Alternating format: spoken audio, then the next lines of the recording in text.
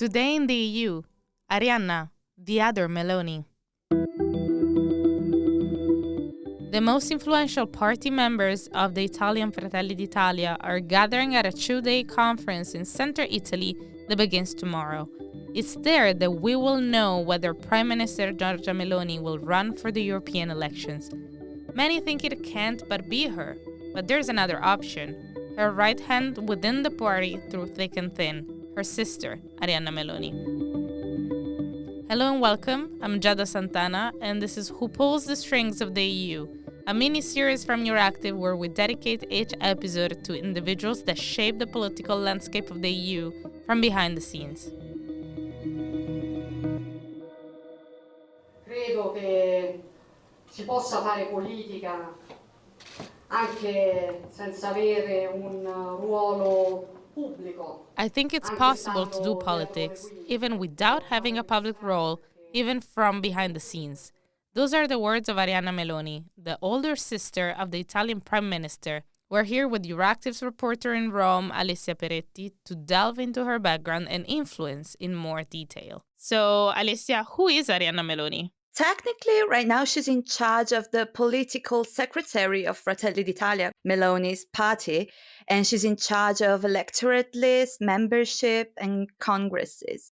She was appointed this job like 1 year ago, and before that, she was completely unknown. So everybody was asking Arianna why she got that job since she had no precedent, before that date. Do you know if Arianna Meloni has any political experience prior to Fratelli d'Italia? I don't think she had any direct representation or role, but many people assume that she was behind speeches and events and rallies. And she defended herself, saying she's been a militant and she's been working in the shadow. Also, the head of party organization for Fratelli d'Italia explained that Arianna had already been doing that job for some time and that last year's appointment only made the role official. I know that she rarely interacts with the media and the broader public, but how does Arianna Meloni herself talk about her position within the party? She said she's a soldier and that she would do anything for her party. So it's almost certain that if Giorgia Meloni asks her to go to the European Parliament, she would do that. A well-informed source, actually, this is really interesting. This source said, we need to pay attention to the first time we'll see Arianna on TV because it means that Giorgia is in a really complicated moment. What do you mean exactly? Giorgia uses her sister to help her when she needs it.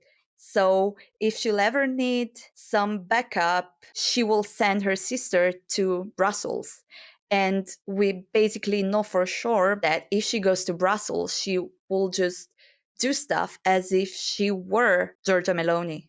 So you're saying there's not a possibility for rivalry between the Meloni sisters? I think she would never betray her party and her sister. As we've seen, she's not really a person that looks for the spotlight. She declines all events to talk to the press or like in TV. She's been receiving lots of requests, but she hasn't accepted any of them. If you're not near the Fratelli d'Italia circle, you can't even talk to her or ask any questions. You get all the time the same reply that she's in a meeting.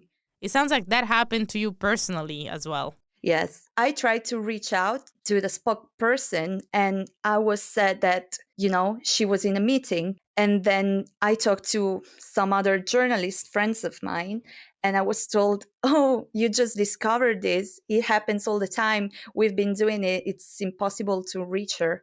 Even the people that try to contact her directly. Right, and she has said repeatedly that she likes to be behind the scenes.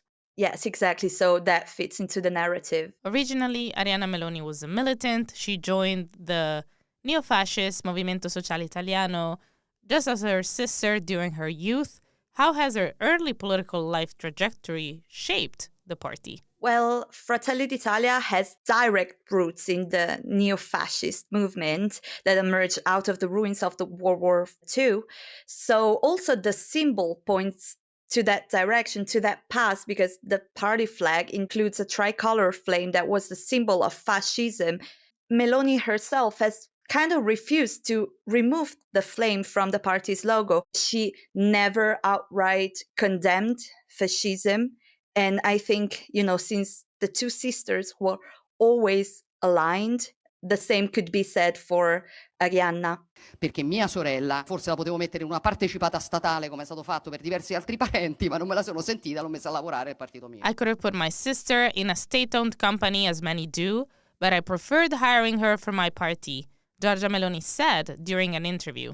Something that's really important to understand the narrative behind the rise of Giorgia Meloni is that she always defined herself as an underdog, a self-made politician who overcame challenges to get to the position of power she reached.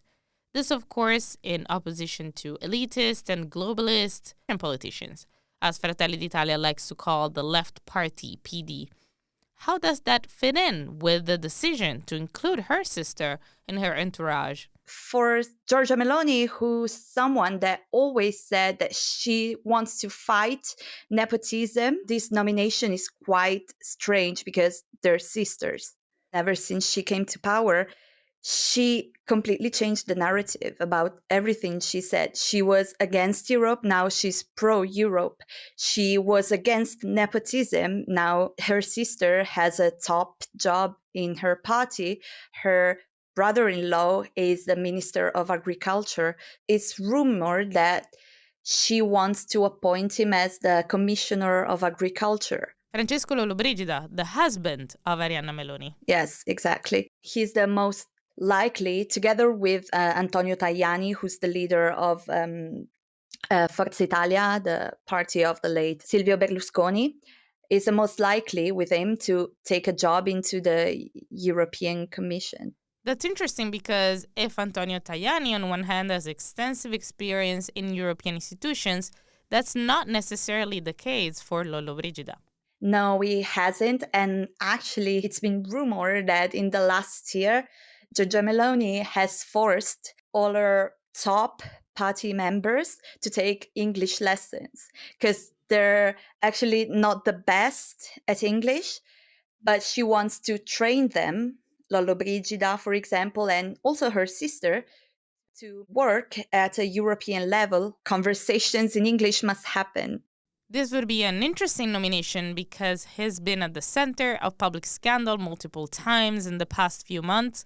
What was that all about, and what role did Arianna play in addressing that scandal? So a few months ago, he ended up at the center of controversy for making a delayed high-speed train stop and an extraordinary stop near Rome because it was late for an event. And everybody attacked him because it was seen like an abuse of power. His wife, Arianna Meloni, she defended it. Everybody was waiting for her to attack him or at least say, okay, that was not a great move. But actually, she defended it by saying that she was proud of him and because he found a solution and he went to work. The place he was going to was waiting for a signal from the institutions. So he did right not to leave those people waiting in vain. Actually, he was at the center of many controversies, especially because I think he doesn't really pay attention when he speaks. What do you mean when you say that it's not used to public speaking? I mean that it happens really often that when he speaks, he just slips up and says something that he maybe doesn't mean to, or something that would heat up the debate in Italy. For example, on the subject of declining birth rate in Italy and the presence of immigrants, he said there was a risk of ethnic replacement. Non possiamo arrenderci all'idea della sostituzione etnica. And this caused so much debate. Looking onwards, speculation swirls around Arianna Meloni's potential candidacy in upcoming elections. Others support the idea that her sister will run instead. What factors might influence her decision to run for office, and what implications could her candidacy have for Italian politics? So there was a bit of speculation about her candidacy, but last weekend she completely denied it. She asked the question herself. As Arianna changed her profile, does she want to become a leader? And she shouted, "No, I'm not going to run." So she completely denied it. She doesn't like the spotlight. She says politics can be done behind the scenes too. As for her sister, Giorgia, till a week ago, it was completely certain that she was gonna run for the European election, even though she didn't want to take the spot at the European Parliament because she wanted to stay prime minister in Italy. She just wanted to do that to attract voters. But since this week, the leader of the Democratic Party, Ellie Schlein, did the same thing. Yes, precisely. Against all odds, left leader Schlein announced her candidacy to the European elections, stirring quite some tension within the party. Everybody, both inside and outside her party, attacked her by saying that's an injury to democracy, because why should she run for the European elections if she doesn't want to go to the European Parliament? And so that's why some analysts believe that maybe now Giorgia Meloni might change her plans and maybe she's not going to run for the EU elections. Right, that's really interesting. Ellie Schlein was also criticized for her suggestion to put her name as a part of the slogan of the PD, the left Italian party. Many accused her of trying to become the image of the party, which is something that Giorgia Meloni has been doing for quite some time.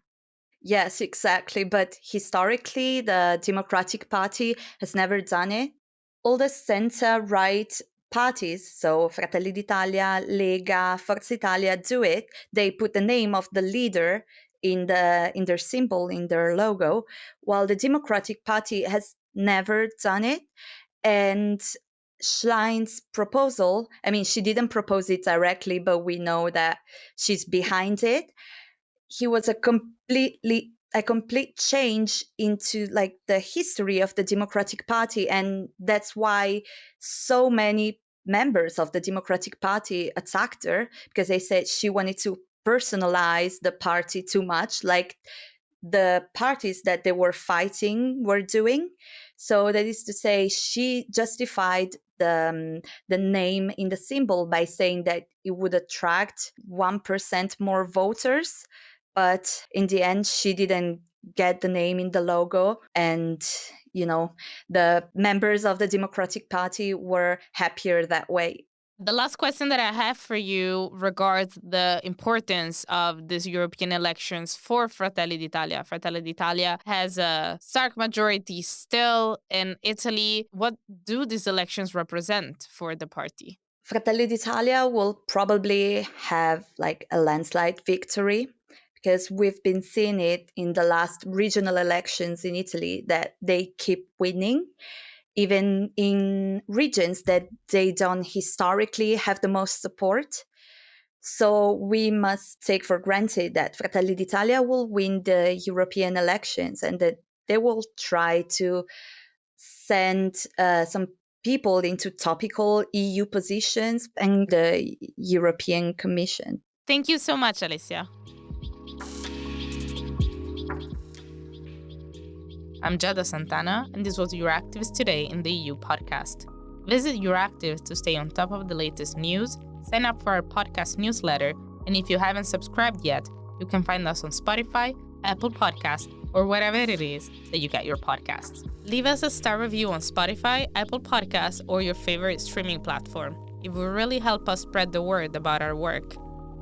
This episode was produced by Miriam Sanz de Tejada, Nicoletta Yonta, and me. See you tomorrow!